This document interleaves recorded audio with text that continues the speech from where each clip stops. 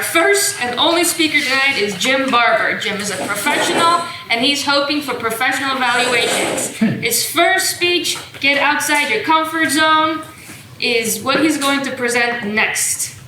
Please give a warm welcome to Jim Barber.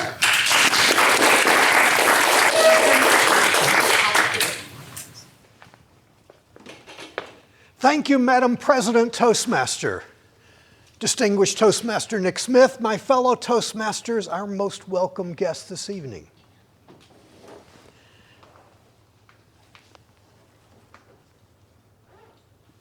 This is going to sound odd to perhaps to our newest members, but speaking can be fun.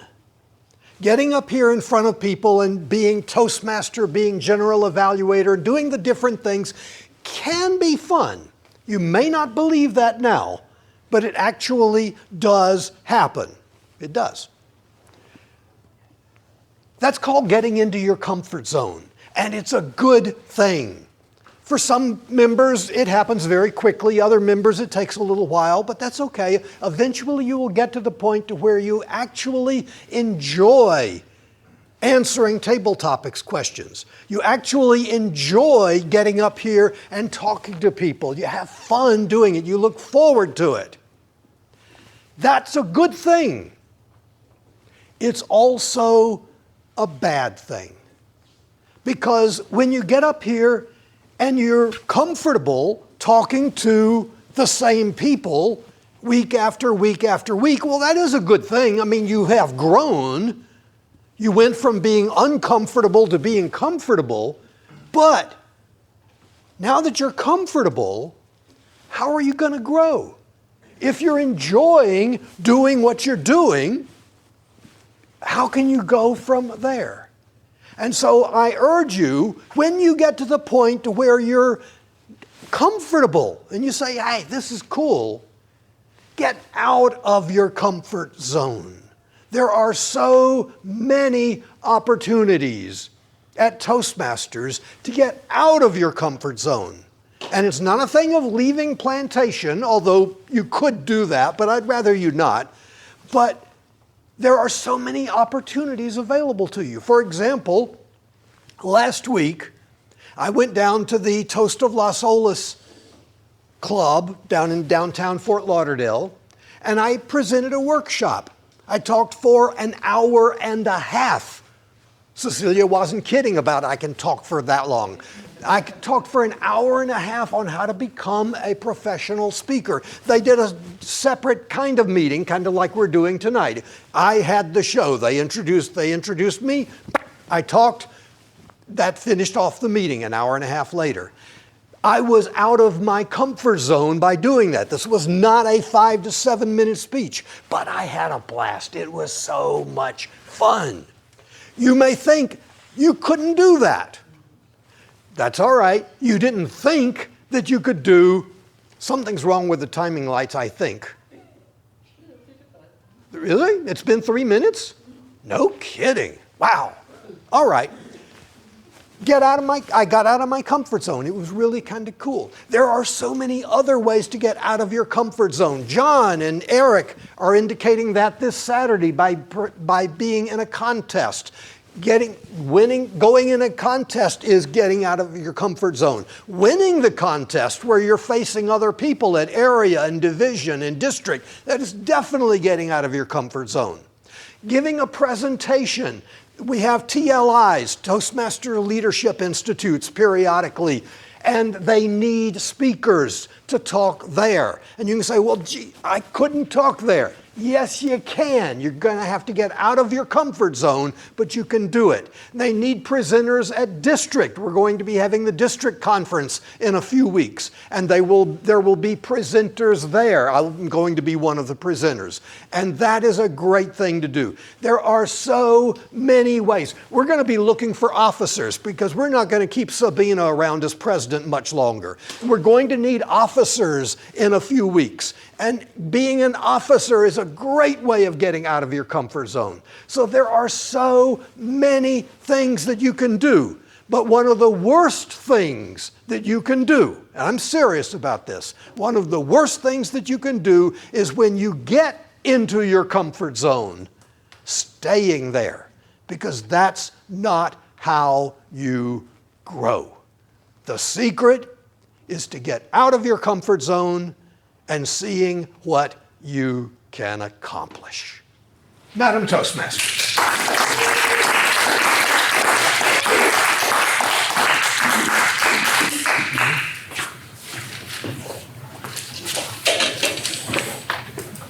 Our first evaluator tonight is Eric Jacobson, ATM Silver CL PM2. Who needs help with evaluations? We all do. Hopefully after tonight, you lose that fear of evaluating and feel better knowing that you are helping the speaker and fellow Toasties. Let's do this together. ATM Silver and CL Eric Jacobson!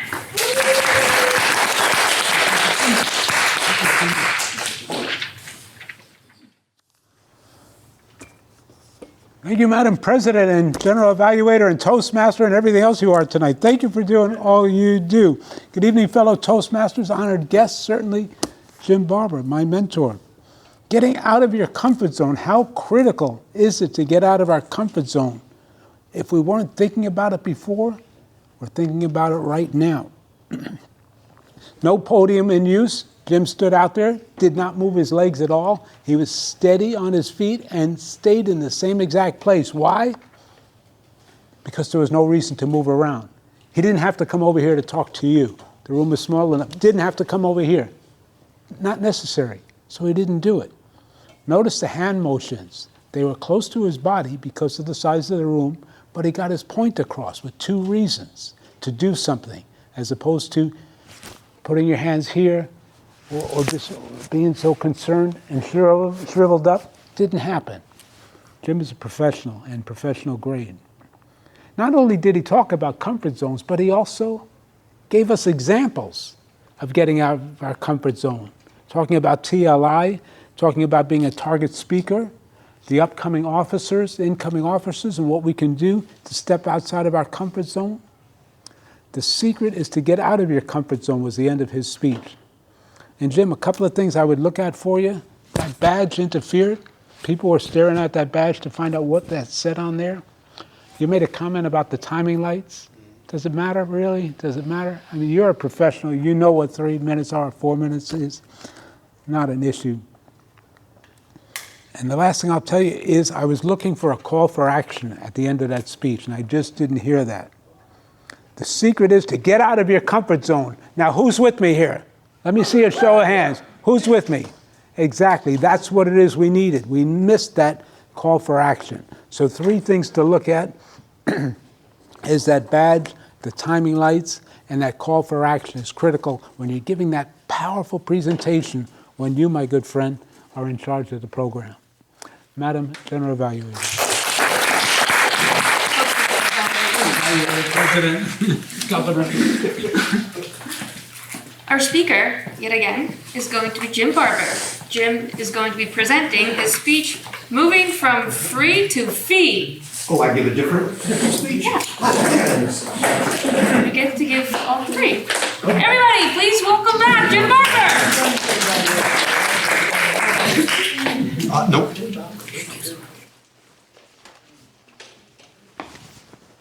It's been so long.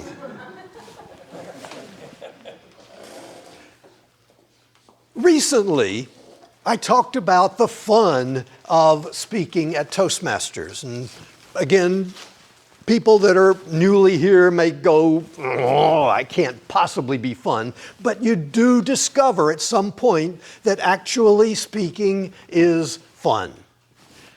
You know what's even better than speaking for fun? Speaking for money. Yeah. Absolutely. People will pay you for you to speak, for you to do basically what you do here at Plantation Toastmasters for fun, for free. They will pay you.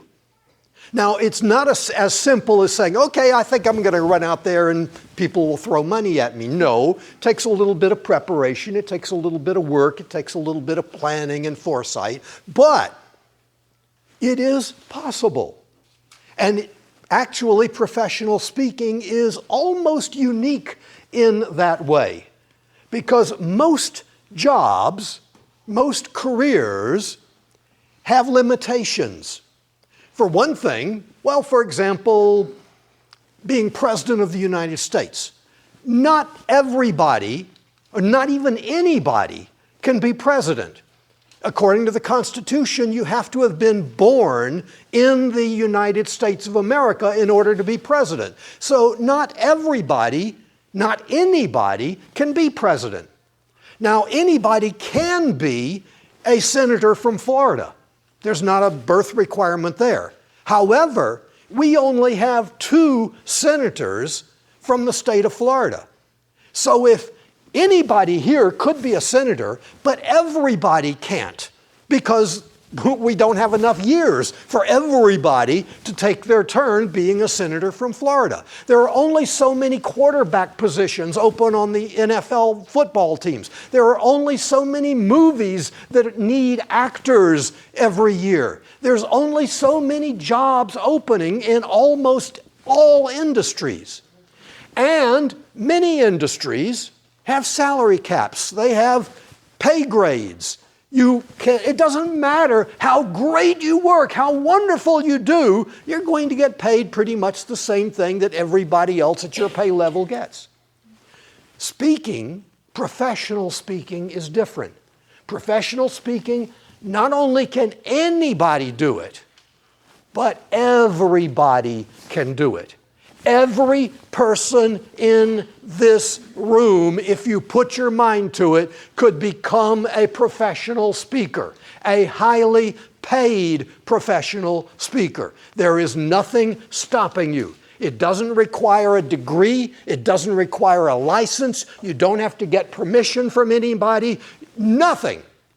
You simply do what is necessary and you can become a professional speaker. Now, one of the biggest obstacles to being a professional speaker is thinking that you're a speaker. Meeting planners do not hire speakers. They hire problem solvers. You must be a problem solver who speaks, but it's the problem-solving part. And if you are a problem solver, the bigger the problem that you are solving, the more people are going to want you to help them.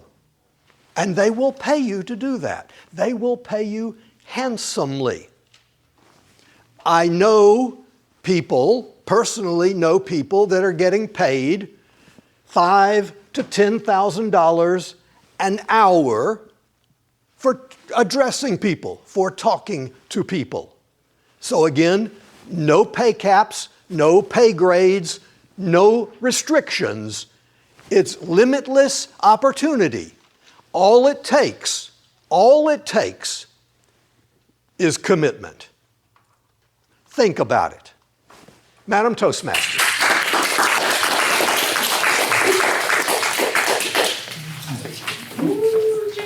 Our next evaluator is Alain Abbate.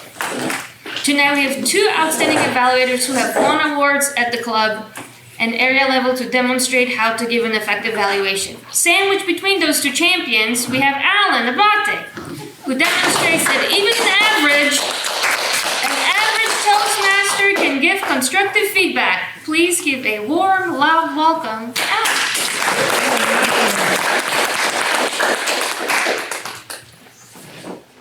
Thank you, Madam Toastmaster.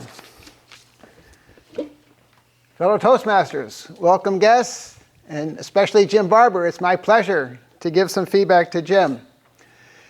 This was another outstanding speech by Jim Barber. I think, in my mind, his strongest point is when he's not talking. It's the use of the pause.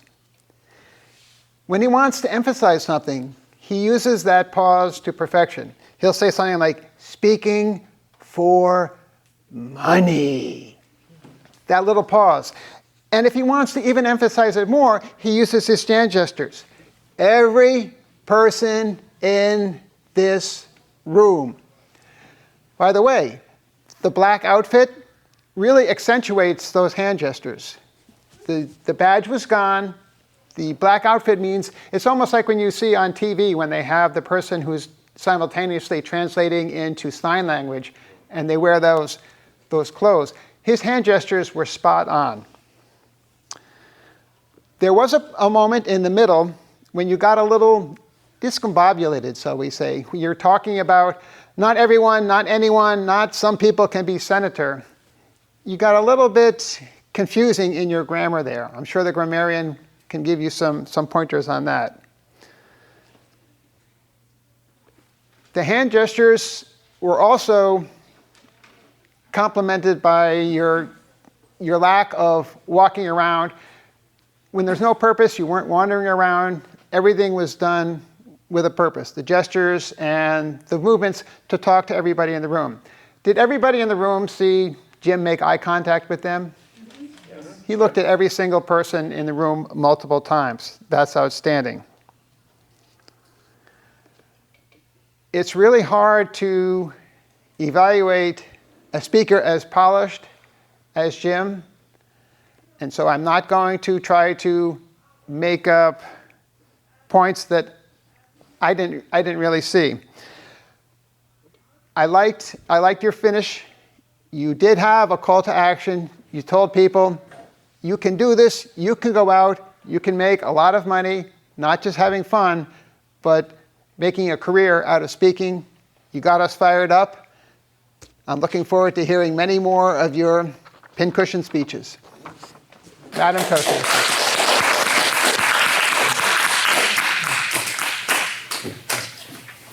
This will not be his last speech tonight, so don't be sad. But one more time, Jim Barber presenting his speech, Communication, the Secret to Success.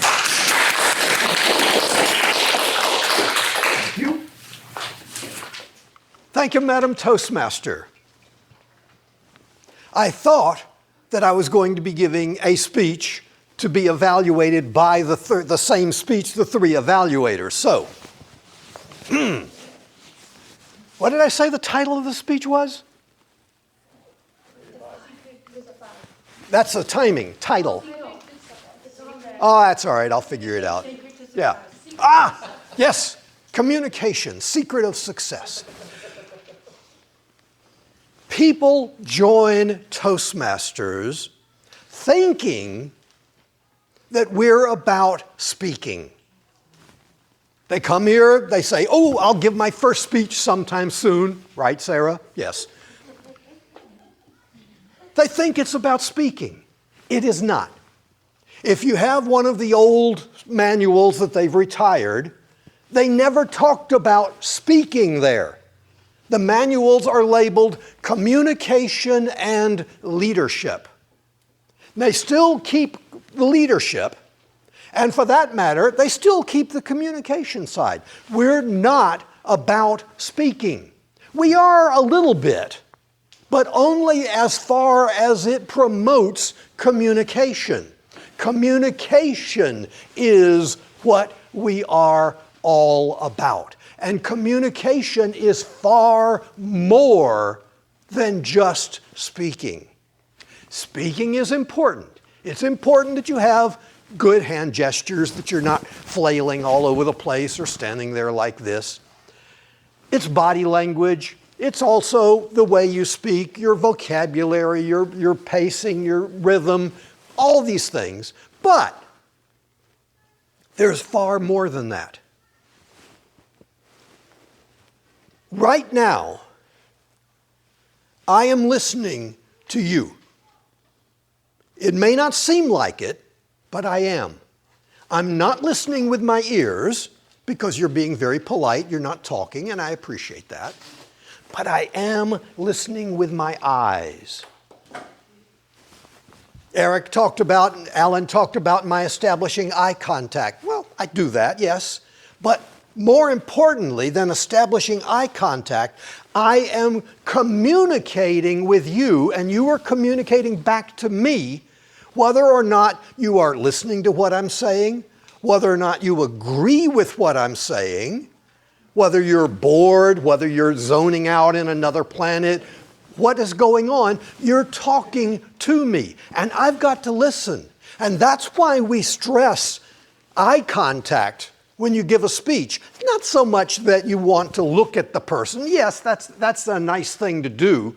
But what you really want to do is you want to look at people so that you can see what they're getting and get the information back from them. That's where evaluations are so powerful, because you learn to listen. John is listening like crazy right now because he's getting ready to evaluate me. I would urge everybody to go into to tackle evaluations because it's the most powerful thing. It's important for you to speak. Yes, I want you to get up here and speak, but I want you more to be an evaluator or to be Toastmaster like Gil was a couple of weeks ago, or anything else like that. There are so many ways to communicate, and that's what we are talking about. Frankly, an orator, a speaker, somebody that gets up here and what does wonderful thing, they're boring because they're not establishing any contact with the audience. They're not communicating with you. They are speaking to you. And there's a big difference. So don't aspire to be a great speaker. Aspire to be a great communicator. And that, my fellow Toastmasters, is the secret to success. Madam Toastmaster.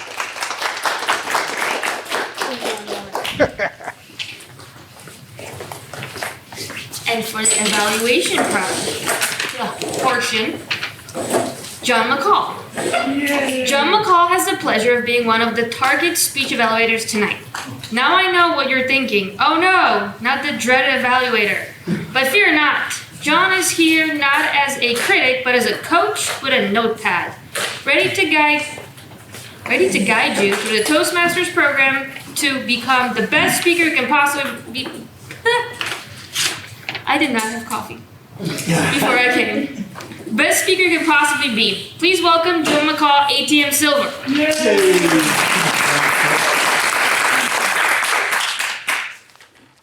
Madam Contest Master, fellow Toastmasters, guests, and of course, Jim, it's been a long time since I heard you speak. 30 seconds maybe, okay. About communication, really, it's not about speech making, it's about communication. You stepped out here confidently, no hesitation whatsoever. You used hand gestures fairly naturally. I thought they added to your speech, didn't detract, they weren't distracting as far as I was concerned.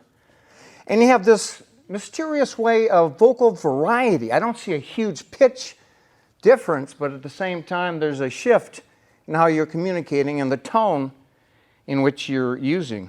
You use some humor as well. That's always important in communication. People don't want to be bored, as you said. A few entertaining comments would really help that in terms of people always want to laugh. There's always a need to feel the lighthearted part of our existence. Jim, you have a natural sense of enthusiasm. No question. This is your gig. This is your gig, Jim. And you listen with your eyes. Very unique, very memorable way to end your speech. A couple of suggestions, Jim. I would suggest that you use the speaking space a little bit more. I know you like to stay in one spot, but I think if you maneuvered around here a little bit more, again, we don't want to be bored, right? If you stay in the same spot, I always say, when's the guy going to move? Suggestion. And slow down just a bit. I mean, your pace is very good. But I think that if you really thought, man, I have too long a pause, that's probably a good thing, because when you think it's too long, it usually is not.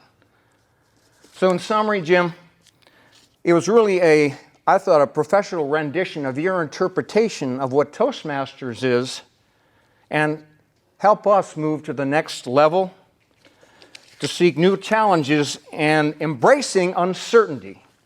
Madam Contest Chair.